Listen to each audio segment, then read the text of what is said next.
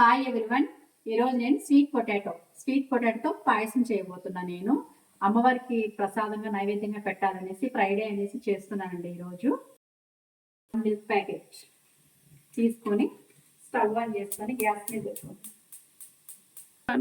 1 full milk packet తీసుకొని దీని మీద పెట్టుకొని సిమ్లో పెట్టుకొని కాగబెట్టుకోవాలండి.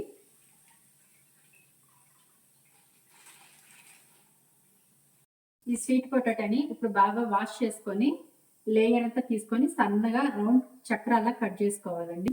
ఇలా లేయర్ అంతా తీసుకున్నానండి. ఇప్పుడు వీటిని సన్నగా చక్రాల్లా కట్ చేసుకోవాలి. ఇలా మొత్తము ఇలా రౌండ్ పీసెస్ గా కట్ చేసుకున్నానండి. ఈ కట్ చేసుకున్న వాటిని సన్నగా సిమ్లో పెట్టుకొని పాలు బాగా ఉడుకుతున్నాయి. వీటిని మొత్తాన్ని యాడ్ చేసుకోవాలి.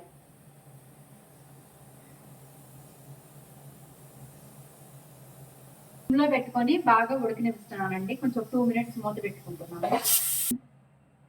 సిమ్లో పెట్టి బాగా ఉడుకుతా ఉందండి. కొంచెం పచ్చి కొబ్బరి తురుము ఒక 5 స్పూన్స్ దీనిలో యాడ్ చేసుకోవాలండి. తీసుకొని దంచి పెట్టుకున్నానండి 5 ఇలాచి.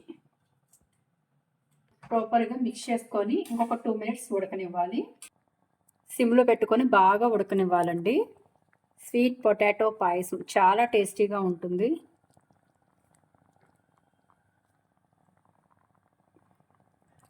బాగా ఉడికి దగ్గర పడుతుందండి. ఇప్పుడు నేను తాటి బెల్లం పౌడర్ 2 స్పూన్స్ వేసుకుంటున్నానండి.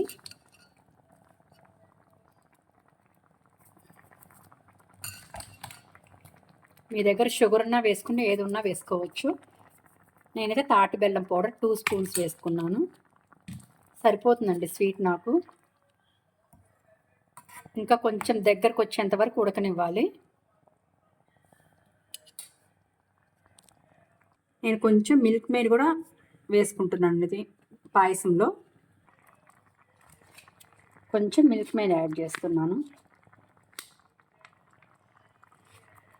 ఒక 2 స్పూన్స్ సరిపోతుందండి.